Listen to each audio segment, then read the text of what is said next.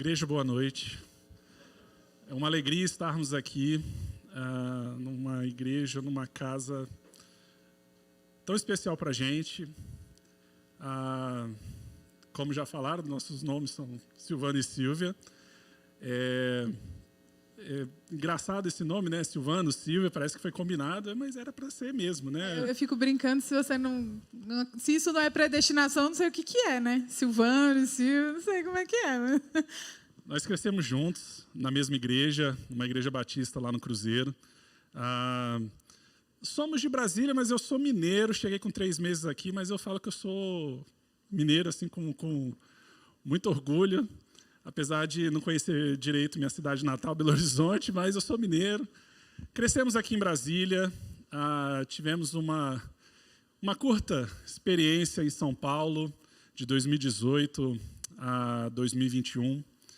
E nós começamos a nossa vida, namorados mesmo assim. Nós namoramos ali com 15 anos, mas depois a gente começou a namorar mesmo ali com 19, em 2003. E quando eu pedi para namorar com Silvia, eu não pedi para namorar, eu pedi para casar com Silvia. Tá vendo, né? E a gente, desde esse momento, a gente vem falando sobre esse assunto, né? A gente cresceu no nosso namoro também tratando dessas questões e vinha trabalhar nessa área, né, de finanças, investimentos aqui em Brasília. Quando eu fui para São Paulo, fui para trabalhar com isso também. Mas lá por volta de 2019, né, quando a gente estava em São Paulo, a gente via bastante informações sobre investimentos, sobre finanças pessoais. Eu já vinha palestrando, né, sobre esse assunto, a gente conversava muito sobre isso. Só que o que acontece? Lá em 2019 eu comecei a ver um boom. Isso começou mais em 2016, mas em 2019 tinha um boom na internet sobre esse assunto. Muito se falava, muito se fala ainda, né, sobre finanças, investimentos e tal, mas eu vi que estava faltando algo. Eu falei assim, cadê a perspectiva bíblica? Alguém que fale isso, né, com a cosmovisão bíblica. E eu vi que isso estava faltando. E falei com Silvia, oramos a respeito e falamos com o nosso pastor na época. Ele nos incentivou bastante. Eu falei, tá bom, isso era em dezembro, novembro de 2019. Eu falei, tá bom, quando a gente voltar de férias, nós vamos fazer isso. A gente tinha agendado uma palestra em março de 2020, até que fechou tudo, né? E aí falou, gente, aí eu falei com o Silvio assim, a gente tem que fazer alguma coisa, a gente não pode parar com isso, né? Até que, mais ou menos em maio de 2020, a gente, sem grandes pretensões, assim, a gente abriu um perfil no Instagram para falar desse assunto, porque a gente vê, né, a gente é inundado com esse tipo de informação no dia a dia. Não falta informações. Se você abrir suas redes sociais, se você assistir jornal, você vai ouvir falar sobre endividamento, sobre bolsa, sobre tudo. Mas quando a gente olha a nossa vida, como ela tem que ser olhada, a gente tem que olhar pela lente das Escrituras. E muda tudo quando a gente olha, inclusive essa parte de finanças. Então, a gente começou a falar, né, no Instagram sobre isso. E aí regressamos de São Paulo, voltamos para Brasília. Hoje estamos lá na Igreja Presbiteriana Semear. E é uma alegria estarmos aqui com vocês nesta noite para tratarmos desse assunto importante. E a gente até aproveita para agradecer. A gente sempre é recebido sempre com muito carinho aqui. Eu tive aqui o ano passado falando com as mulheres. E esse ano agora eu estou mais bem acompanhada. Podem perguntar o que vocês quiserem, porque hoje tem gente boa para responder. Mas a gente sempre é recebido com muito carinho, com muita alegria aqui. A gente se sente muito em casa aqui, né? Então, para a gente começar, primeiro vamos fazer um trato. Coisas que a gente for falando aqui, você não vai ficar cutucando o marido, você não vai ficar cutucando a esposa, tá bom? Vamos fazer esse combinado?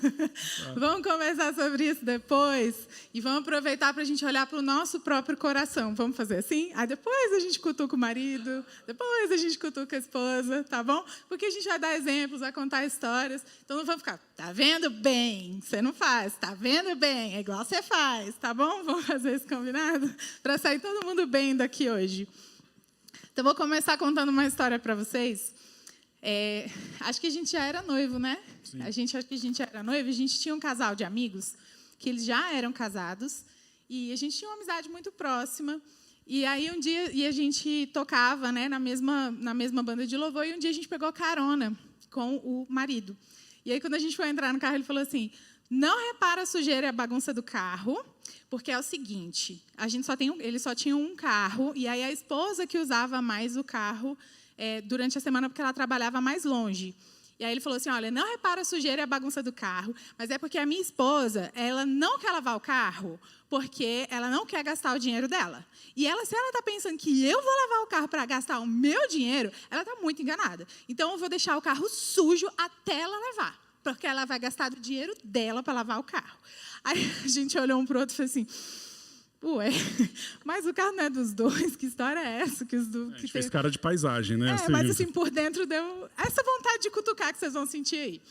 Então, a gente ficou falando assim: ué, mas tem alguma coisa errada nessa história. Eles não são casados, o carro não é deles, o salário, como assim o dinheiro dela, ela gaste para lavar o carro, que, enfim, não fazia muito sentido. E aí, essa é uma história que a gente leva, porque é um bom exemplo do que não se fazer. E a gente quer discutir bastante isso, né? Talvez isso aconteça na sua casa ou com alguém próximo de você, de achar que cada um tem o seu dinheiro, de achar, não é para cutucar, gente.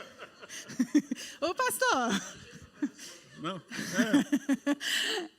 Então, esse é um exemplo importante para a gente olhar e falar assim: bom, é isso que a gente não deve fazer. Mas, então, o que a gente deve fazer? Qual é o padrão, então? Só que, para a gente saber o padrão, a gente tem que ir para a Bíblia. Não tem para onde correr. Isso é uma das coisas pelas quais a gente começou a falar sobre esse assunto, porque a gente busca informações sobre esses assuntos em todos os lugares. A gente vai para o YouTube, a gente lê todos os livros, porque a gente pensa que a Bíblia não está falando sobre isso, mas a Bíblia está falando sobre isso e muito. Então, vamos tentar entender algumas coisas dentro da perspectiva bíblica. E aí a gente vai para um primeiro texto clássico, que é Gênesis 2, de 18 a 24. Você não precisa abrir se você não quiser, mas se você quiser, eu vou esperar.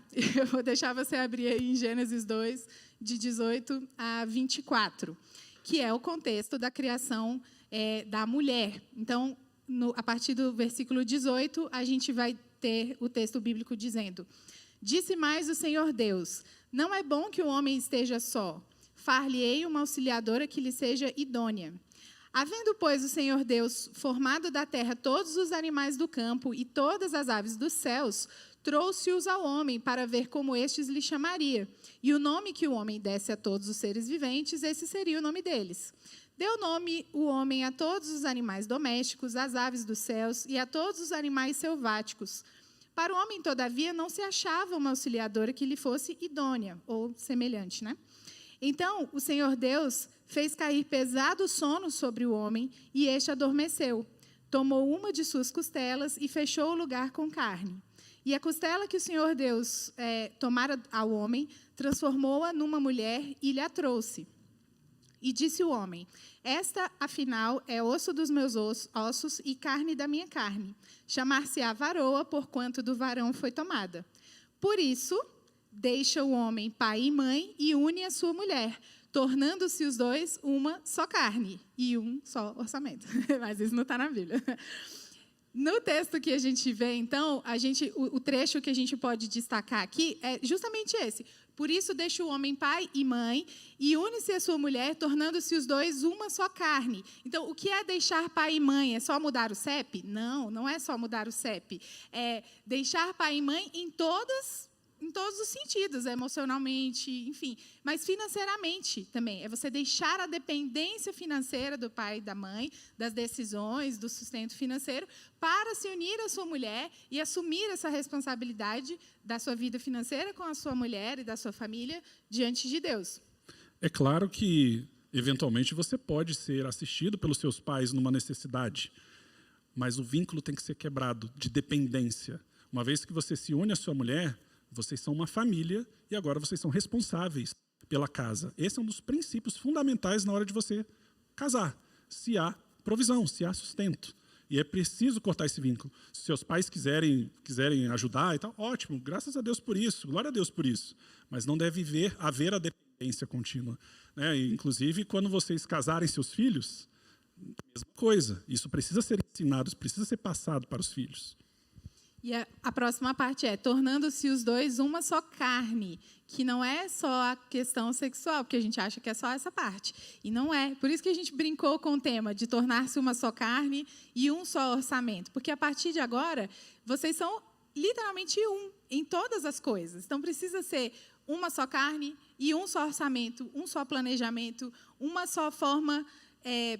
diante da palavra de Deus, de conduzir, e aqui eu vou falar do aspecto financeiro, porque é o nosso assunto, mas isso, né, no assunto da criação de filhos, em qualquer outro tema em relação à família. E aí, o que a gente vê muito nos casais, e, gente, é verdade, não é porque a gente vê na televisão, a gente já recebeu muitos casais que a gente já aconselhou em relação a isso. O que a gente vê na questão dos casais é que eles querem se casar, eles querem deixar o CEP do pai e da mãe, mas eles querem viver como se fossem ainda duas pessoas independentes. Eles querem dividir as contas, eles querem cada um ter a sua independência, eles querem aproveitar o que é legal de aproveitar junto, mas certas coisas eles querem separar, querem viver como amigos, né? Pessoas que estão ali dividindo a mesma casa, mas dividindo as contas das coisas. Não é sobre operacionalizar do tipo, hoje, esse mês eu vou pagar essa conta aqui para te facilitar. Não é sobre isso, é sobre o meu dinheiro e o seu dinheiro. É sobre as minhas contas e as suas contas. É sobre isso que a gente está falando, sobre essa separação que é mais comum do que vocês imaginam e que traz mais problemas do que vocês imaginam, né? Então, de maridos que tomam decisões e mulheres não sabem, mulheres tomam decisões e maridos não sabem. Então, essa uma só carne é para o orçamento também, é para a vida financeira também. E, recentemente, eu assisti uma série documental lá no Netflix, não sei se vocês já viram, se chama Como Ficar Rico. É um nome, né, bem midiático para te fazer assistir, né? Então, e é um programa que, por mais que esse nome não seja bom, mas ele é um programa muito interessante, são em torno de 8 episódios, e é um escritor e financista que vai tratar diversos casos. Ele vai encontrar certas pessoas, né, ele vai ajudar as pessoas a se organizarem financeiramente, e você tem assim, um espectro variado de pessoas e situações. Você vê solteiros, endividados, solteiros com boa capacidade de gerar renda, mas desorganizados.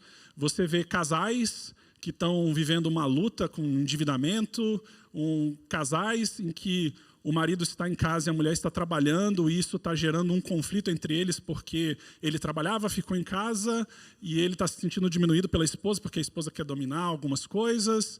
Tem outras situações lá que o marido e a esposa trabalham, mas como o marido ganha muito mais e a esposa ganha menos, ela se sente inferior a ele, e ele não quer que ela se sinta assim, mas ela se sente porque ela tem que ganhar pelo menos igual a ele. Você encontra assim, muitas situações, mas ele é útil. Eu assim, recomendo você assistir, claro, sempre com muita moderação, cuidado, né, para a gente analisar esse tipo de situação. Mas algumas coisas me chamaram a atenção. Os casais me chamaram muita atenção porque eu vi algumas situações. Mulheres que não querem depender do marido ou vice-versa. Pessoas que se sentem, assim, elas sentem orgulho de não depender financeiramente do cônjuge. Pessoas que não confiam financeiramente nos cônjuges. O marido, tem uma situação lá que a mulher não passa qualquer dinheiro para ele, porque ele está em casa cuidando dos filhos por uma situação lá de desemprego, enfim. Só que ela não confia no marido porque ele já caiu uma vez em endividamento e aí ele recebe um Pix. Ali não é um Pix nos Estados Unidos, mas é como se fosse um Pix ali para pagar o milho da praia, entendeu? Como aconteceu com a Larissa Manoela, entendeu? Mas é nessa situação, gente, de desconfiança. Você não confia no seu cônjuge para pagar a conta, gerir orçamento. E pessoas, claro, que isso eu diria que é o princípio desses problemas, é pessoas que não conversam. Pessoas que não conversam sobre esse assunto, pessoas que não conversaram quando ainda eram namorados, noivos, não conversavam sobre o dinheiro, como é que isso ia se dar no casamento. E a gente está falando de casos de casais incrédulos, que não confiam na Bíblia.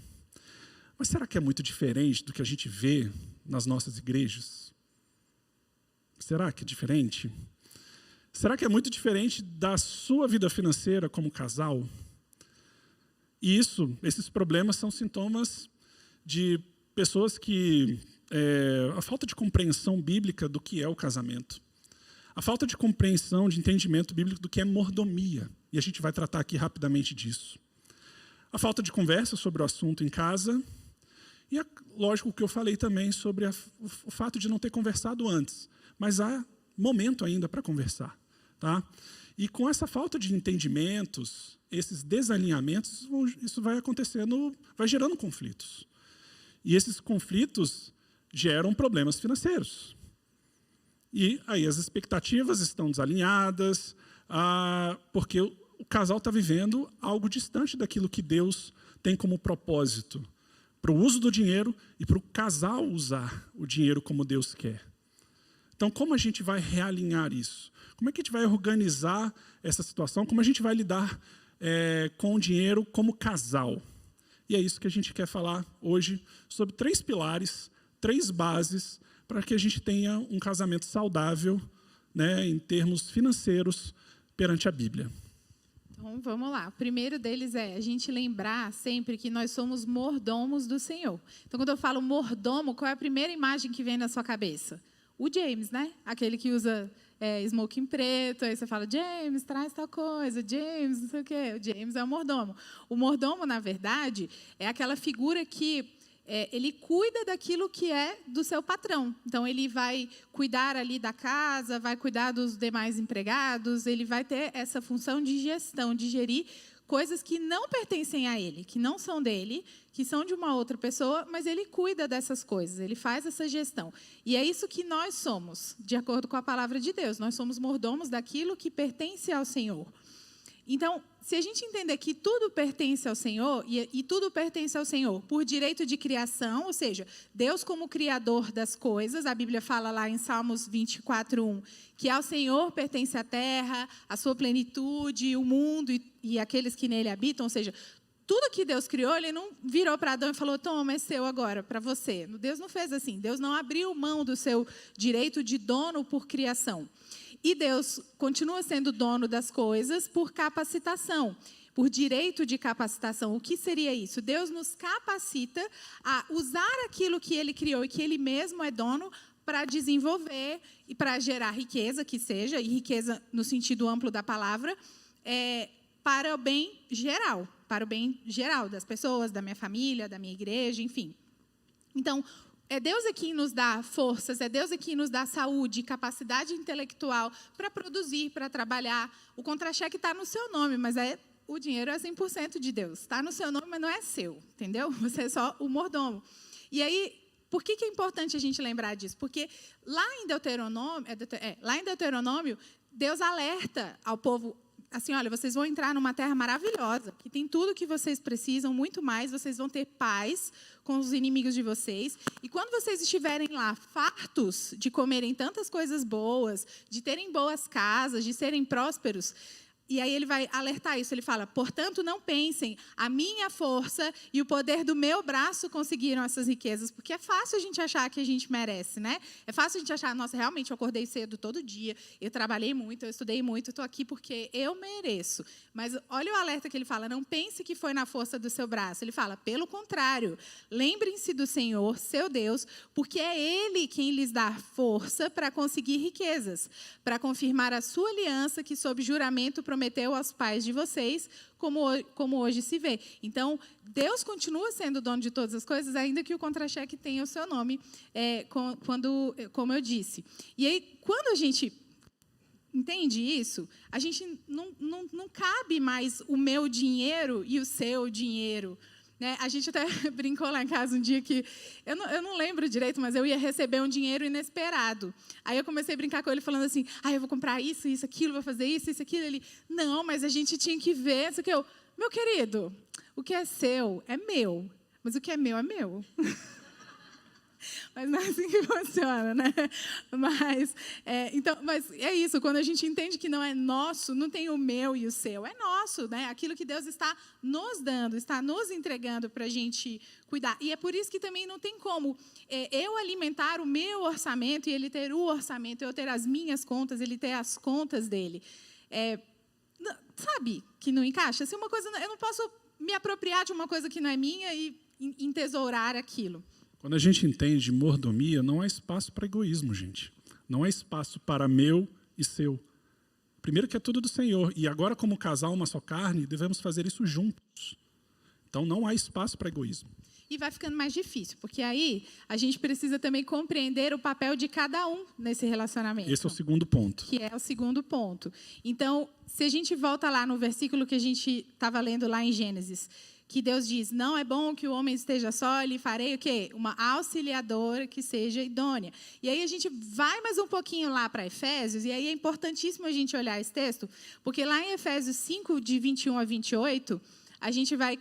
Paulo começa estrategicamente dizendo assim, sujeitem-se uns aos outros no temor de Cristo. Veja, ele não começou falando do marido e não começou falando da mulher, ele começou falando com os dois. Ele falou, sujeitem-se uns aos outros no temor de Cristo. E o que é se sujeitar? É tão importante a gente entender o que as palavras significam, as definições das coisas, porque é mais difícil da gente se perder. O que é se sujeitar?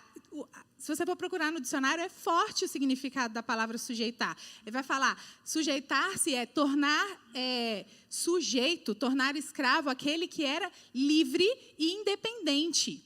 Vai dizer mais, vai dizer que é render-se, vai dizer que é tornar-se alguém obediente ou dependente. Olha o que Paulo está dizendo. Paulo está dizendo que a gente que era livre e independente, a gente tem que se sujeitar uns aos outros no temor de Cristo. O que é, ou por temor a Cristo? O que é no temor de Cristo? Eu vou fazer uma exegese longa sobre isso, tá, gente? Mas é importante a gente ter isso em mente. No temor de Cristo é entendendo a autoridade e a ordem que Deus estabeleceu as coisas. Então, não é a gente se sujeitar uns aos outros em pé de igualdade. Não vai dar feminismo cristão. Não é em pé de igualdade. É dentro da ordem da ordem e de acordo com a autoridade estabelecida por Deus no papel de cada um. E o texto segue. Esposas, que cada uma de vocês se sujeite ao seu próprio marido como ao Senhor. Pesado, né? Porque o marido é o cabeça da esposa, como também Cristo é o cabeça da igreja, sendo ele próprio o salvador do corpo. Como, porém, a igreja está sujeita a Cristo, assim também a esposa se sujeite em tudo ao seu próprio marido. Vai ficando mais difícil. Maridos, que cada um de vocês ame a sua esposa, como também Cristo amou a igreja, amor sacrificial, e se entregou por ela, para que a santificasse. Olha como você precisa amar a sua esposa. Para que a santificasse, tendo-a purificado por meio da lavagem de água pela palavra, para apresentar a si mesmo como igreja gloriosa, sem mancha, nem ruga, nem coisa semelhante, porém santa e sem defeito.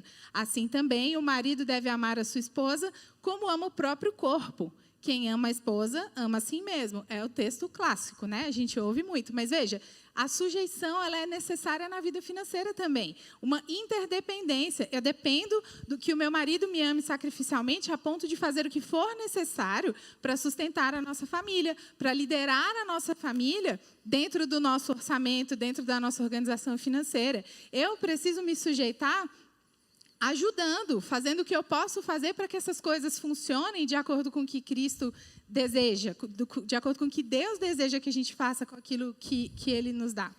Então, homem, você é o líder, mas você não é o déspota. Você deve se sacrificar pela sua família. Se alguém tem que sair primeiro para trabalhar, para doer no lombo, é você. O que a gente tem visto, infelizmente, na nossa sociedade e, infelizmente, também nas nossas igrejas, é a omissão de vários homens. Vocês precisam liderar, e vocês precisam liderar em amor sacrificial, assim como Cristo faz com a igreja. Então, você é o primeiro a dar o passo, para liderar financeiramente sua casa, seja na provisão e seja na organização. Talvez você não seja bom em números, mas você vai ser o líder para que coordene quem vai ter o seu papel ali para ser desempenhado para a melhor organização da casa. Talvez a mulher ali tenha habilidade com números e o homem tenha mais habilidade relacional, ok, ou o inverso, mas você lidera, entendeu? Você faz isso em amor. Então, não seja ditador e nem omisso, tá? Lidere em amor, chame sua família para conversar sobre esse tema. Dependendo da idade dos seus filhos, chamem os filhos para participar dessas discussões. É importante, mas faça isso em amor, pautado biblicamente, gente. A gente precisa dessas lideranças masculinas ativas em casa. A gente precisa disso. E para nós, mulheres, aí a gente fica só esperando o marido dizer o que a gente tem que fazer, né? Não é bem assim. A gente precisa, sim, se sujeitar, se submeter e entender, respeitar essa liderança. Mas como a gente faz isso? A gente faz isso auxiliando. A gente ora pelos nossos maridos e a gente ajuda naquelas habilidades que Deus nos deu. Porque às vezes a gente fica assim, o meu marido que é o líder, o problema é dele com essa planilha, eu não vou mexer com isso. É ele que tem que lembrar do vencimento das contas, o problema é dele, a conta vem do nome dele, não é no meu. Mas eu não gosto de mexer com isso, eu não vou aprender, eu sou ruim com planilha, eu não vou nunca aprender esses nomes de investimentos. A gente precisa fazer aquilo que está dentro das nossas habilidades. A gente conversa enquanto, de repente, ele realmente não consegue sentar para fazer uma planilha, mas eu sei fazer um caderninho bem legal. Ou eu sou boa com planilha, ou eu sei fazer de uma outra forma. Eu posso te ajudar? Poxa, às vezes eu sou organizada com as datas dos boletos. Eu consigo organizar, fazer um sistema para não perder nenhum vencimento. Eu posso fazer isso. Às vezes o marido realmente não vai ter condições, mas de acordo com a liderança dele, a gente vai, não só esperando que ele mande a gente fazer alguma coisa, mas a gente se prontificando, lembrando, nós dois estamos com a mesma responsabilidade de gerir as finanças para a glória de Deus. Essa responsabilidade é dos dois, né? Então, nós, mulheres, podemos ser muito mais auxiliadoras nesse sentido. A gente pode ouvir umas aulas, a gente pode ler uns livros, a gente pode ajudar naquilo que ele não consegue, né? A gente pode tentar distribuir essas coisas. Então, a gente pode encorajar, a gente precisa encorajar os maridos, a gente dá bronca demais, a gente encoraja pouco, a gente reconhece pouco os esforços dos nossos maridos, né? E muitas vezes a gente pode ajudar em muito mais coisas e a gente não faz porque a gente acha que esse não é o nosso papel, porque, enfim. É isso que a gente está falando assim, de forma prática. Vejam as habilidades de cada um. Às vezes a disponibilidade de tempo, a gente conhece casos, a gente já fez aconselhamento com pessoas, assim, com casais, que uma vez o marido falou assim, eu não tenho disponibilidade para sentar, porque literalmente eu trabalho de manhã, de tarde e de noite, de segunda a domingo. Ele trabalha dessa forma. Ele é um pastor, tá? Ele é um pastor. E a esposa assumiu esse papel, né? E ele falou, ela assumiu com alegria e também por uma questão de necessidade, né? Ele é muito demandado em aconselhamentos, em exposições, também dá aula em seminários. Então, ele está ali no trabalho da provisão da casa e a esposa, né, com alegria, vai lá, não, beleza, pode deixar que eu organizo a coisa, pago as contas, vejo o que está sobrando, o que não está sobrando, e faz isso em alegria. Mas ela sujeita o seu marido na sua liderança. Eu acho que muitas mulheres, às vezes, têm um conflito, porque tem muitas que falam assim, eu não sei como ajudar porque eu não trabalho fora. Eu não trago nenhuma renda para casa. Então, eu não sei como ser útil na vida financeira da minha família. Bom, tem esses milhares de exemplos que nós demos, né? Quando você faz boas escolhas nas suas compras, seja no mercado, ou seja, quando vocês têm juntos um objetivo, um planejamento e ferramentas para trabalhar com isso, e você pode ir usando, mesmo que você não gere renda, né? Mesmo que você seja uma mulher que não trabalha fora e não tenha salário, mas existem muitas formas de contribuir com a vida financeira da família. Eu falo, por exemplo, de maneira prática, tem gente também que tem uma dinâmica familiar em que a esposa sempre faz as compras. Então, às vezes, ela tem mais sensibilidade para saber o que está caro, o que está barato. Isso é uma forma de ajudar. Às vezes, é o homem que faz isso, então ele tem mais sensibilidade para ver o que está caro, está barato. Então, está ali para ajudar. Então, são nessas coisas práticas que vocês podem exercer esse tipo de ajuda, de auxílio mútuo. Vamos para o terceiro? Vamos. Então, o terceiro ponto aqui é um ponto que tem tudo a ver com o nosso tema. é viver em unidade financeira. E esse é um tema sensível. Nada que não fosse sensível aos dois outros anteriores, né? Mas como a gente leu lá em Gênesis 2:24, fala, por isso deixa o homem pai e mãe e se une à sua mulher, tornando-se os dois uma só carne, a gente vê duas coisas aqui importantes sobre o casamento. União e criação. União, quando o homem se une à sua mulher, e criação, quando eles se tornam uma só carne, eles se tornam uma família. Então, casamento é união e criação. E isso se aplica, claro, à nossa vida financeira, de forma plena, porque, assim, muitos casais, como a gente falou anteriormente, querem ali dividir coisas que gostam. Vamos dividir ali uma viagem, né? Casais casados, ali eu pago uma passagem, você paga a sua, a gente divide o hotel e tal, aí dividem comida, né? Vai ao restaurante, divide a conta. Eu confesso que, não a conta, mas assim, a comida eu não gosto de dividir, não. O meu prato é meu prato, entendeu? Nessa hora, o que é meu é meu, né? O que é meu é meu. É porque, gente, desculpa, mas eu não gosto desse negócio de todo mundo pegando no meu prato para comer, entendeu? Eu prefiro pagar um outro prato para a pessoa, come. Por exemplo, lá em casa, e nós temos 2 filhos, né? Então, teve um dia que a gente estava aqui na igreja, aqui nessa igreja mesmo, a gente foi tomar um sorvete ali na Estônia, né? A gente foi ali na Estônia. Mas é sempre assim, não foi só nesse dia. Só estou exemplificando, mas isso se repete com muita frequência. Aí a gente foi lá na Estônia e tal. E quando você vai lá, você tem diversos sabores e a atendente dá a oportunidade para você experimentar diversos sabores, na verdade. Toma aqui um palitinho, um pedaço. Eles, tanto a Silvia quanto os meninos, tiveram a oportunidade de experimentar todos os sabores. Beleza? Beleza. Cada um pediu o seu. Na hora que eu sento, vem todo mundo.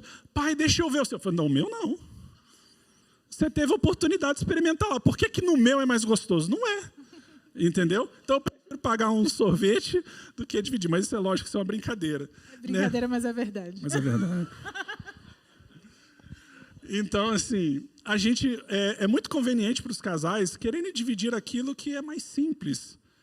Mas eles não querem dividir o dinheiro, gente. Eles não querem dividir o dinheiro. Só que é preciso haver essa unidade financeira, como a gente falou. E, gente, isso é bíblico. Quando você une a sua mulher e se torna uma só carne, isso é prático. É prático. Então, assim, não estou falando que você não possa ter contas correntes separadas, que pode ser uma pergunta que surja. Não é isso. Mas é unidade de sonhos, unidade de planejamento, unidade de oração sobre o orçamento, sobre os planos, sobre o que fazer com o que sobra. É ter unidade nisso, ter transparência nessa conversa.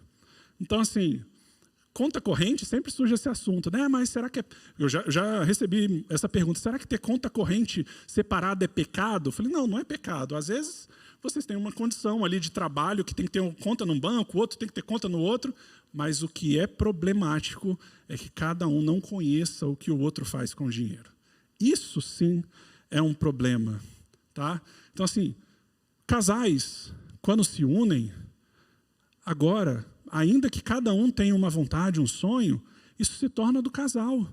Silvia tem desejos, tem sonhos, só que os sonhos dela agora também são os meus. E a gente senta, conversa, ora a respeito para que isso seja do casal. E a gente vai e prioriza.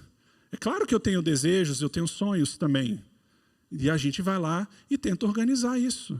O que não pode haver é separação dessas coisas. Nós sonhamos juntos, nós oramos juntos e planejamos conjuntamente a execução disso daí.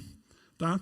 Então, assim, não há espaço para 2 orçamentos, não há espaço para essa questão de divisão de contas. O que a gente vê muito também, inclusive na série da Netflix, que é o seguinte, vamos supor que o marido ganhe 6 mil, a mulher ganha 4, então o marido é responsável por 60% das contas e a mulher por 40% das contas.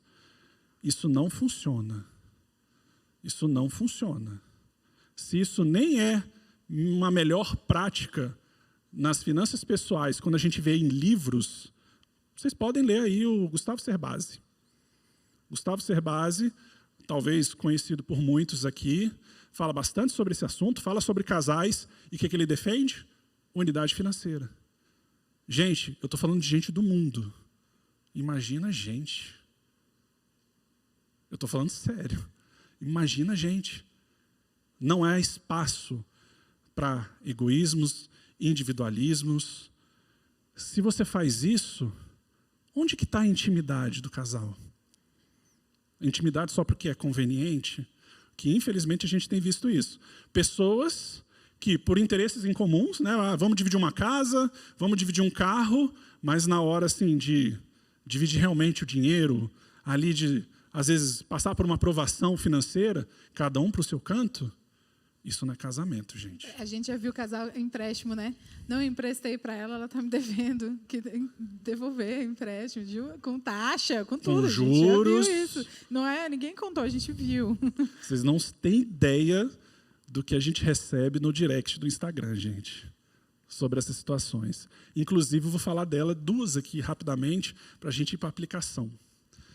O primeiro caso que confesso que para a gente foi chocante foi de um caso de um casal. A esposa nos procurou e falou que descobriu que eles estavam endividados em R$500 mil e ela não tinha ideia disso. Só que o pior não está por aí. O pior não é esse. Esses 500 mil, 350 mil eram dívidas com o banco. E 150 mil era o marido dela pediu emprestado para o pai dela. E ela não sabia. Ela descobriu quando ela foi passar o cartão para, acho que pagar a unha que ela fez, não tinha saldo. Ela, como assim não tem saldo? Foi assim que ela descobriu que eles estavam completamente endividados. Ele devia o sogro, que é o pai dela. E ela não sabia. Então, eles estavam endividados em R$500 mil e ela não tinha ideia disso. E ela veio, pediu auxílio para a gente, depois a gente conversou com o casal e tal, a gente buscou algumas saídas, mas nunca a resposta imediata é a planilha. É o coração. Se você não tratar o coração, não vai adiantar. Se você não tratar essa questão do casamento, a planilha é só um papel, um software. Então, gente, isso é muito sério. Graças a Deus, aí depois eles estavam caminhando em relação a isso, resolvendo, mas imagina. Estavam fazendo aconselhamento bíblico junto, né? Não foi só resolver a dívida, mas justamente Exatamente. isso. Eles trabalharam como casal, trabalharam seus corações. Então, assim, essas coisas também não podem andar separadas, né?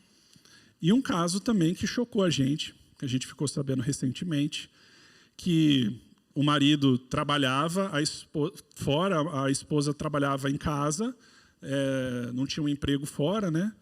E ela queria entender um pouco mais da situação financeira deles. Porque ela estava achando estranho, porque eles estavam gastando muito. Gastando demais, gastando demais, gastando demais. E ela pedindo para o marido, quanto que a gente ganha e tal, não sei o quê. E ele sempre afastando dela esse tipo de informação. Sempre, sempre, sempre. E aí, o que acontece?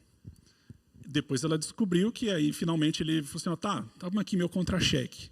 Aí ele deu o contra-cheque para ela saber se era compatível o nível de gastos deles, né, com o salário que ele recebia. Mas o pior não está aí. Não foi um endividamento. Tinha endividamento, mas o pior foi descobrir que ele forjou o contra-cheque. Ele bolou um contra-cheque qualquer para justificar o nível de gastos deles. Casal crente. Então, esse é o nível, infelizmente, nas nossas igrejas, dessa intimidade financeira, que infelizmente não tem existido.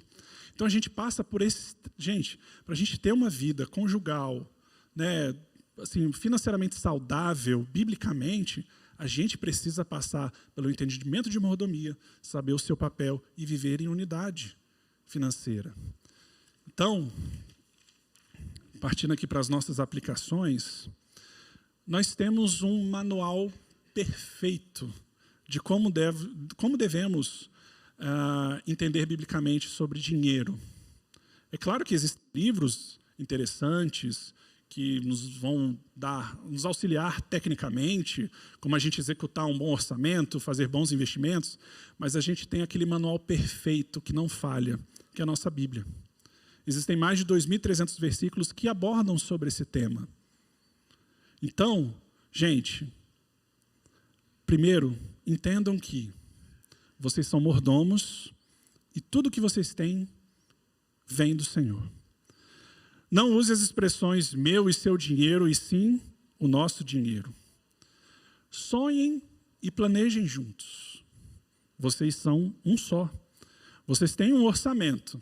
Então, vocês registrem todas as despesas, receitas da casa, mas não dividam contas. Ainda que ali seja mais prático, você, não, eu pago ali no meu banco, paga no seu banco e tal, mas vocês tenham uma união financeira, sabendo o que cada um ganha, o que cada um gasta. Às vezes pode ser até necessário, né? Você, não, vamos separar um orçamento aqui para você gastar do jeito que você achar que é interessante, para eu gastar do jeito que é interessante, mas isso é unidade financeira familiar também. Às vezes, Silvia quer ter liberdade para gastar ali com algum presentinho. E beleza, está tudo certo, vamos definir aqui alguma coisa para ela gastar como ela acha importante. Assim como eu, e assim vai, gente. Mas é preciso haver transparência, porque assim há unidade financeira. O outro que a gente falou sobre a questão das contas correntes, né? Ninguém é obrigado a ter uma conta conjunta, mas é importante e necessário que ambos tenham acesso às senhas, aos cartões, às faturas, né? Não, cutuca. Então, a gente não pode ter segredos quanto a isso, né? A gente não pode... esse tipo de coisa. Eu quero investir uma coisa, eu vou investir em segredo porque eu acho que ele não vai concordar ou porque ela não vai concordar. Me falaram que tal investimento é ótimo, vou entrar nisso aqui. Mesmo que ela tenha dito que eu não acho que é uma coisa boa. Então, esses segredinhos, uma compra escondidinha ali no meio das outras. Não vamos fazer isso. Vamos ter transparência um com os outros. Vamos ser honestos um com o outro, né? E lembrando disso, que nós somos pecadores quebrados e nós dependemos da graça de Deus para que a gente possa fazer bom uso daquilo que Deus nos dá. Então, joelho no chão e Bíblia na mão é fundamental para que a gente possa reconhecer que a gente carece da graça de Deus para a gente fazer bom uso. Senhor, olha, nos ajuda, a gente precisa que o Senhor nos ajude a administrar bem aquilo que o Senhor nos dá, seja muito, seja pouco, né? Sujeitar o nosso coração ao domínio do Espírito Santo, para que a gente não incorra em amores desordenados, desejos desordenados, que nos levam a tomar decisões financeiras muito ruins e muito prejudiciais. Porque a gente tem que lembrar que quando a gente está casando, são dois pecadores que estão se unindo.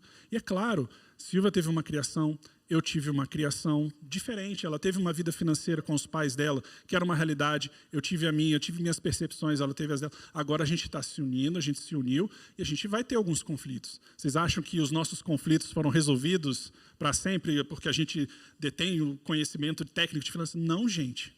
A gente lida com as nossas questões, com os nossos amores desordenados também, todos os dias. Gente, a gente é pecador como vocês. Então a gente tem as nossas questões. Então, a gente, agora há pouco, a gente estava sentado ali num café, revendo planejamento.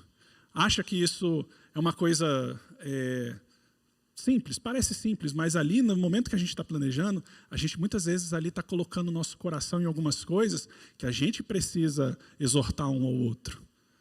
Acho que é fácil? Não é, mas a gente precisa. E eu acho que, por último, são as manipulações emocionais que a gente tem que cuidar, né? Porque, às vezes, a gente faz isso, né? Você não deixa eu comprar essa bolsa porque você não me ama, né? Você sabe que eu só tenho 50 bolsas, eu só queria mais essa, você não quer me fazer feliz, né? Não é o caso dela. Não. Mas, às vezes, a gente faz algumas manipulações emocionais para conseguir as coisas e a gente não funciona dessa forma, né? Como eu disse, a gente precisa ser honesto, transparente e fazer isso juntos, lembrando disso, a nossa responsabilidade mútua diante de Deus com aquilo que Deus nos deu. Então, assim, isso daqui é o que a gente entende de uma maneira breve para uma palestra, né, gente? A gente teria muitos assuntos que nós poderíamos tratar aqui com vocês sobre esse tema tão importante. Então, a gente separou aqui 3 princípios basilares aí para uma vida financeira saudável, que glorifique a Deus. Tá? Orem sobre isso, conversem sobre isso. Tá? A gente depois quer abrir aqui para vocês, eventualmente perguntarem aqui, se vocês tiverem alguma dúvida e tal. Mas nós estamos aqui à disposição de vocês para servir a vida de vocês. A gente é servo. A gente também sofre com as nossas questões, vocês também, mas a gente está aqui, a gente tem trabalhado com esse assunto há algum tempo, então a gente eventualmente pode poder passar algum tipo de aconselhamento, fazer algum aconselhamento, eventualmente ajudar, auxiliar vocês em algumas questões, tá? Isso presencialmente, e também se vocês quiserem nos acompanhar nas redes sociais. A gente tem o Instagram, eu falo a gente, está no meu nome, mas ela participa bastante. Tá? No Instagram é silvano.nit, Nit é N-I-T, navio, igreja terra, não é meu sobrenome. Tá? Às vezes as pessoas falam, ô Silvano Nit, tudo bem? Eu falo, não sou Silvano Nit. E também no YouTube mesmo, só procurar Silvano Nit. E a gente tem falado sobre esse tema, não só sobre casamento, né, mas a gente tem abordado aí também sobre filhos, como tratar isso com os filhos, como se preparar para uma aposentadoria, como a questão da generosidade tão importante na nossa vida cristã, né, de ser mais intencional com a generosidade, não achar que o dinheiro é apenas o dízimo, o dinheiro do Senhor é apenas o dízimo, não, é tudo. Deus requer a nossa vida por completo. Então, não é ali aquilo quanto você contribui, tá? É a sua vida inteira, seja na parte financeira ou em qualquer atividade sua. Tá? Então, estamos aqui para servir vocês e, mais uma vez, obrigado pela oportunidade de estarmos aqui nessa igreja tão amada. Se vocês quiserem fazer algumas perguntas, estamos aqui à disposição de vocês. Só falar uma coisa antes, importante. Aconselhem-se uns aos outros. Confessem os seus pecados uns aos outros. Vocês são uma comunidade, vocês são uma igreja. Busquem ajuda. Caminhem com casais piedosos, com casais experientes. Busquem a ajuda dos pastores de vocês, dos presbíteros, porque a gente vê muita gente dentro da igreja sofrendo em silêncio, buscando a ajuda de quem está nas redes sociais, de pessoas que não têm condições de caminhar com vocês. Isso não é errado, você buscar outras ajudas. Mas Deus nos deu o corpo de Cristo, a igreja, para a gente fazer isso juntos, em comunidade. Então, às vezes dá vergonha, às vezes é difícil a gente confessar as nossas dificuldades financeiras, mas Deus nos deu isso aqui para a gente viver isso aqui. Então, tenham irmãos piedosos que orem com vocês, que aconselhem vocês, com quem vocês possam caminhar. Isso é uma coisa que a gente tem tentado falar muito. Busquem apoio na igreja. Igreja, se prepare para receber essas pessoas, né? Se preparem para aconselhar essas pessoas. Isso é importante. Estejam na comunidade de vocês e cresçam mutuamente também nesse assunto. Acho que isso é importante dizer também. Exato. Agora pode perguntar. Pergunta? Pode ser um de cada vez.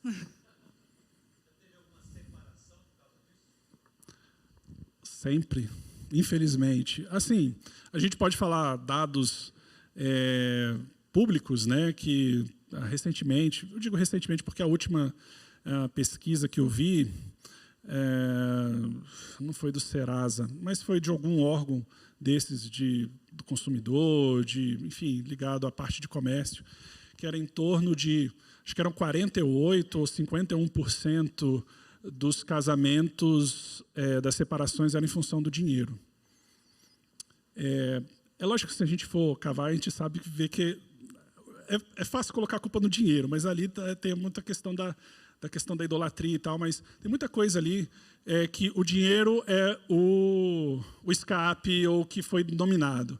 É pior, tá? Mas, infelizmente, muitas coisas têm canalizado para essa questão financeira, seja por endividamento, seja por uma dominação também. Tá? Existem casos de que o marido deixa a esposa numa situação difícil, que ela não pode usar nada, ela não pode fazer nada, e o homem tem que deter todo o conhecimento, toda a sua articulação em relação ao dinheiro. Então, tem, infelizmente, esse número oficial, mas é mais do que isso, com certeza.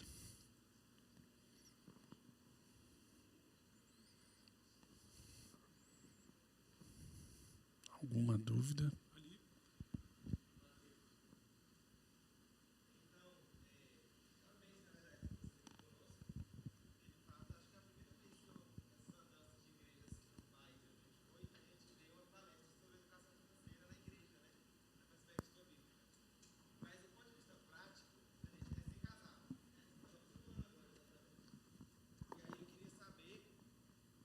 nesse planejamento financeiro, com que frequência vocês se reúnem para discutir e rever a planilha?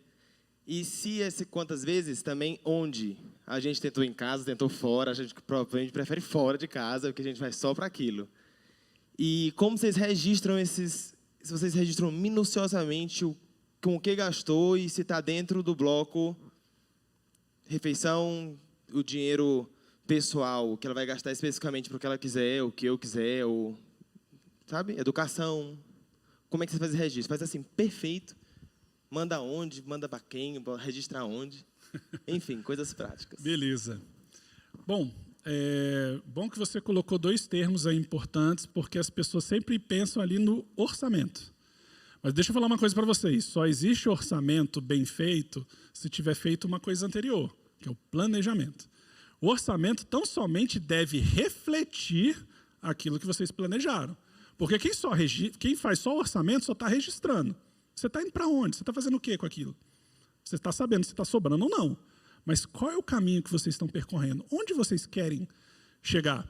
Então, primeiro façam um planejamento. Como fazer o planejamento? A gente gosta, e a gente tem cada vez mais adotado essa prática, de fazer um dia especial. Né? Então, por exemplo, hoje os nossos meninos foram para a nossa igreja e a gente foi para um café aqui perto e fomos discutir, falar sobre planos. Fazer planos mesmo, assim, se separar assim, o que é importante, o que é urgente, o que seria interessante a gente desfrutar, e em diversas áreas. Né? A gente colocou ali sobre questões sobre moradia, sobre saúde, sobre generosidade, o que a gente gostaria de fazer e tal. Então, a gente listou um monte de coisas. Depois que a gente lista, a gente vai priorizar. Priorizar, primeiro assim, o que seria importante para o curto prazo? Por exemplo, para um ano. O que a gente deveria realizar no curto prazo? Fazer isso, aquilo em diversos campos. Médio prazo, de repente, ali de 1 ano a 3 anos. Separa ali, de repente, viagens, cursos, enfim. E depois, longo prazo. A gente separa dessa forma, a gente lista, e aí a gente vai para o orçamento. Tá? Só falar assim, que no início é difícil. Então, vai ter que botar um alarme no telefone e estabelecer, olha, uma vez por mês ou uma vez a cada 15 dias, não sei, como for melhor para vocês. Vocês vão colocar, já agendar, travar esse dia, porque se não fizer assim, não faz, porque a gente vai sendo levado pelas coisas. Outra coisa, vai dar preguiça, não dá vontade de fazer, porque não é uma coisa que você fala assim, que legal, vou fazer o planejamento, vou mexer na planilha, adoro. Geralmente não é, mas a gente não faz só o que a gente gosta, né? Então, é importante, assim, de repente, criar esses momentos. Às vezes não vai dar para sair sempre, tomar um café sempre, ser um dia especial. Mas faz a sua pipoquinha, tenta criar um momento ali. Em casa, às vezes eu acho que é mais difícil mesmo, porque a gente fica tomado pelas coisas que a gente faz em casa, e a cama chama, a gente quer dormir, quer ver uma série e tal. Então, acho que sair ajuda, né? Mas nem sempre vai dar para fazer uma coisa especial. Então, mas vai para o parque, ver a natureza, enfim. Mas é importante, assim, que no começo não vai ser prazeroso, talvez, não vai ser automático. Mas com o tempo vai virar um hábito, não vai ser mais tão sofrido. Vocês já vão conseguir fazer essa coisa funcionar mais, de uma forma mais tranquila. O planejamento você faz mais espaçado. Você não precisa fazer o planejamento a cada 15 dias. Você faz e, de tempo em tempo, você revisa ali com base naquilo que aconteceu. Gente, Deus é soberano, Ele vai trilhando a nossa história e está tudo bem. Coisas vão dar, aquilo que a gente colocou ali vão dar errado e tudo bem. Né? Ou vai dar certo antes. A gente já foi surpreendido. Recentemente, a gente tinha colocado uma necessidade nossa ali em termos de carro, que a gente estava com um carro, a gente estava com um problema, e nos agraciou de a gente conseguir reverter isso rápido. Né? A gente conseguiu comprar ali um carro antes do que a gente imaginava e tal, e isso já arriscou do nosso planejamento. A gente estava pensando para daqui a 1 ano e meio. Né? Então, a gente conseguiu realizar, achou uma situação e tal. Então, as coisas vão mudando. E você vai, sei lá, a cada 6 meses, revisa esse planejamento. A questão do orçamento, aí, quando você viu o planejamento, você vai para o orçamento não é o registro do mês. O orçamento é o registro do seu planejamento, que comporte o mês e aquilo que for para frente. O seu orçamento, como o pessoal gosta de falar, deve comportar o seu eu do presente e o seu eu do futuro. Inclusive, o seu eu do passado, se você tem dívidas. Então, tem que dar conta disso. Às vezes vai ter que fazer mais renda, vai ter que trabalhar mais, mas você vai ter que reorganizar isso, porque a gente não deve dever. Né? Como o próprio pastor falou aqui, Romanos é muito explícito em relação a isso. Né? Então, o orçamento, aí sim você tem que fazer num espaço menor. Não precisa fazer todo dia, porque eu acho que isso é chato. Mas, quinzenalmente, eu acho que já dá para fazer. Quinzenalmente, dá para fazer. Separa ali 15 minutos a cada 15 dias que você organiza. No início vai ser mais do que 15 minutos? Com certeza. Vão ser mais do que 15 minutos. Mas você organiza, faz uma categoria de despesas. Eu não gosto de complicar demais, eu só divido em 2 categorias ali. Aquilo que é despesa essencial e aquilo que não é essencial. Então não tem esse negócio de gasto fixo, variável. Eu acho que complica muito as pessoas. Ver aquilo que é essencial para você, habitação, saúde, enfim, e aquilo que é não essencial. Porque se você precisar fazer algum ajuste, você vai primeiro para o não essencial, para depois ir para o essencial. Entendeu? Então, divide assim, que está tudo certo. Tenta não dificultar as coisas. E tem uma visão anual.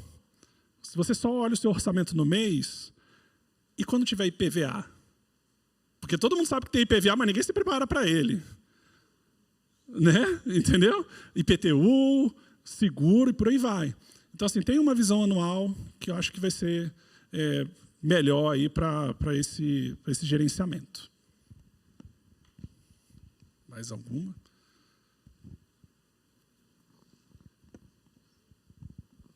Boa noite. Minha pergunta são 2 em 1. Acho que vocês já chegaram a comentar. O marido e a mulher eles devem ter acesso à conta um do outro. E como fazer o homem entender, ele sendo cabeça da casa, que a mulher tendo esse acesso, ela não quer ser controladora? Quer falar? Pode falar. Então, a primeira coisa é, a mulher quer ser controladora? Porque aí vamos olhar primeiro para o nosso coração, porque às vezes a gente quer mesmo, né? A gente tem essa tendência. O que a Bíblia fala para a gente? Como é que a gente ganha o nosso marido? A gente ganha o nosso marido em oração e a gente ganha o nosso marido sendo exemplo, com mansidão. A gente ganha o nosso marido dessa forma. Então, eu penso que é isso. A gente tem que entender, marido e mulher, ambos, precisam entender isso, que isso é dos dois. Então, a mulher ter acesso à conta do marido não é uma necessidade, porque a conta é dos dois. A conta pode estar no nome dele, mas lembra, o dinheiro é dos dois, o orçamento é dos dois. Claro que a gente ambos precisam tomar esse cuidado de não querer serem controladores, né? Controlador, nesse sentido mesmo de querer, principalmente nós mulheres, a gente tem essa tendência de querer sempre achar que está errado, ou realmente achar que a gente sempre faz tudo melhor. Por causa do nosso coração pecador, né? Não está no nosso gene. Mas eu não sei se eu estou conseguindo responder a sua pergunta, mas o princípio bíblico primeiro é esse. Senhor, me ajuda primeiro a olhar o meu coração. Eu realmente não estou querendo ser controladora. Segunda coisa, me ajuda a ganhar o meu marido com sabedoria e mansidão. E aí vamos começar a conversar. Meu querido, essa conta é nossa. Como é que a gente pode fazer isso aqui melhor? Lembra, esse dinheiro não é nosso, esse dinheiro é do Senhor. Vamos fazer isso, nós temos responsabilidade diante do Senhor. Lembra, gente, 100% do dinheiro é de Deus, não são os 10% do dízimo e 90% a gente faz o que quer. 100% do Senhor. É pecado, sim, a gente usar o dinheiro de maneira leviana, sem sabedoria. É pecado, sim, porque a gente está desperdiçando aquilo que Deus nos deu, aquilo que pertence a Deus. Gerir mal o que Deus nos deu é pecado, sim. Então, a gente precisa trabalhar isso como casal, né? Então, seja tendo acesso à conta, seja tendo acesso à fatura. Então, mas a gente sempre bota o espelho para a gente primeiro. E pede a Deus, Senhor, o som do meu coração, me ajuda a entender isso aqui. E me ajuda agora a ganhar o meu marido. Ou o marido, Senhor, me ajuda agora a ganhar a minha mulher que não está querendo, que está irredutível com isso. Ajudou ou você quer alguma outra coisa? Então, vocês vão... E aquilo que eu falei, gente, busquem ajuda entre vocês. Busquem conselhos com casais mais piedosos. Busquem... Os pastores de vocês estão aqui, os presbíteros estão aqui. Porque a gente adora um checklist. Eu não tenho como... A gente não pode, às vezes, dar um checklist e fazer assim, olha, o primeiro passo é isso, pá. O segundo passo é isso, pá. Porque casamento é um relacionamento tão mais complexo, que envolve tantas coisas, que às vezes uma perguntinha assim, a gente não consegue, né? A gente precisa de um contexto. Então, lembrem-se disso. Vocês são igreja, então também caminhem juntos. Eu não quero conversar depois. A gente conversa depois, se a gente conseguir ajudar, a gente ajuda. Mas o começo é esse aí. Você quer complementar? Perfeito, parabéns. Mais alguma última pergunta? Boa noite. Eu gostaria que vocês falassem um pouco sobre reserva de emergência. Beleza. Reserva de emergência. Bom, esse é um termo que ficou muito conhecido recentemente, que nada mais é do que uma disponibilidade financeira ali para socorrer alguma situação da família ou também de outro do próximo. Tá? Então, essa é a visão bíblica do que é a reserva de emergência. Então, é um dinheiro que você vai deixar em disponibilidade. Disponibilidade o quê? Num investimento seguro. Tá? Eu vou nominar. Eu vou dar uns nomes aqui, não tem problema isso. É num dinheiro num lugar seguro, tranquilo, acessível, que você pode resgatar a qualquer momento, não pode ter qualquer dificuldade. Né? E quando eu falei seguro, é que não tenha muita variação de preço. Tá? Então, você vai ali investir esse dinheiro, mas quanto? Bom, aí os manuais variam. Né? Então, a gente vê aí pessoas falando que você deveria guardar em torno de 3 meses de despesas, 6 meses, 12 meses. Eu digo que varia muito de acordo com a sua situação profissional, familiar. Por quê? Porque, às vezes, a sua situação não está em relação ao trabalho. Às vezes a pessoa, vamos falar aqui de Brasília, tem muitos servidores públicos que ali tem uma certa garantia de receber um salário todo mês ali e tal, mas ela tem uma realidade de vida que ela tem coisas inesperadas, de repente, em relação à saúde, seja sua, dos seus filhos, enfim. Então, é importante ter um pouco mais de reserva, porque, às vezes, vai ter que pagar um tratamento, vai ter que fazer alguma coisa e tal.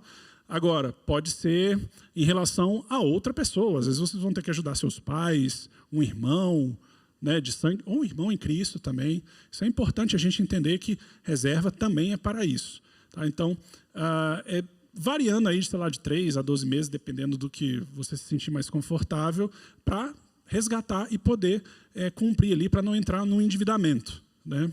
Despesas. Não estou falando de salário, porque a ideia é que você gaste menos do que seu salário, a ideia. Né? Então, reserve isso. Onde? Pode ser, talvez alguns conheçam aqui, o tal do Tesouro Selic, que é um título mais seguro do mercado financeiro, tá? Que quase não tem variação negativa, normalmente ele tem rentabilidade positiva em todo momento, ele é acessível, você pode isso fazer via banco, via corretora. Tá? O Tesouro Selic é um ótimo instrumento para você guardar essa reserva. Pode ser também num fundo que a gente conhece que investe só em Tesouro Selic, que seja ali de taxa zero. Você vai, resgata rapidinho, está na sua conta e paga o que você deve fazer. Algumas pessoas podem perguntar, e poupança? Será que poupança pode? Eu falei, poder pode. É ideal? Não é, porque paga muito pouco. Né? Hoje, para ter uma ideia, está pagando metade do que um Tesouro Selic paga. Sendo que no Tesouro Selic você tem o risco governo e na poupança você tem o risco do banco. O banco pode ser, de repente, não ter uma situação financeira saudável. Se o banco falir, vier a ter algumas situações, você pode receber de volta, mas pode demorar um pouquinho a receber. Tá? Então, eu diria que aí, fundo que investe em Tesouro Selic, o próprio Tesouro Selic, e algumas pessoas podem perguntar, tem a caixinha do Nubank, tem, sei lá, um CDB. Aí eu acho que a gente tem que olhar com um pouco mais de cuidado, tá? Porque eu não estou falando nada contra o Nubank, mas é porque tem a caixinha, que é o chamado do RDB, tudo bem, mas tem um fundo lá que eles indicam para colocar reserva de emergência, chamado reserva imediata, que esse ano deu rentabilidade negativa, porque eles investem em títulos mais arriscados. Então, eu prefiro evitar. Entendeu? Então, eu diria por aí. Então, em torno de 3 a 12 meses, investindo preferencialmente em Tesouro Selic, que você consegue resgatar aí imediatamente. Então, a última aqui. Boa noite, obrigada pela palestra excelente. É uma dúvida bem prática, assim, talvez não tenha uma resposta única, mas se vocês puderem dar uma sugestão, em relação à questão das contas, vocês falaram, pode ser 2 contas correntes, tudo bem, a gente recebe de lugares diferentes, mas a sugestão de vocês é que esses 2 montantes sejam reunidos num só, e daí fluam as contas e os investimentos, seria isso a sugestão de vocês? Obrigada. Vocês não precisam reunir tudo numa conta corrente só. Pode, mas não é obrigatório, né? O importante é vocês terem um registro, seja numa planilha, seja num caderno. Tem gente que, às vezes, faz isso por aplicativos, enfim, né? Então, a forma de você gerenciar isso pode ser de qualquer forma. Mas é importante isso você unir num lugar para registrar o que está saindo e entrando. Pode ser numa conta corrente? Pode, mas eu prefiro fazer isso, sei lá, numa planilha, em outro lugar, para registrar. Sobre investimentos, eu vejo vantagens em ter contas separadas. Sério? Sério. Por quê? Porque existem alguns tipos de investimentos que a gente tem benefício tributário, isso é, a gente paga menos imposto, por CPF.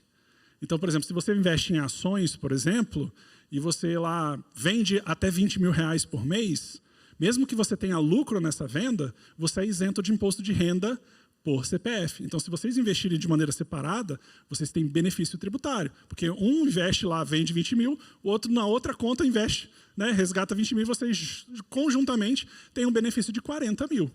Então, tem isso. É pecado? Não é. É só uma estratégia eficiente de pagar menos imposto, dentro da lei. Entendeu? Então, em termos de planejamento e orçamento, eu prefiro fazer num lugar. Agora, conta, acho que não varia muito.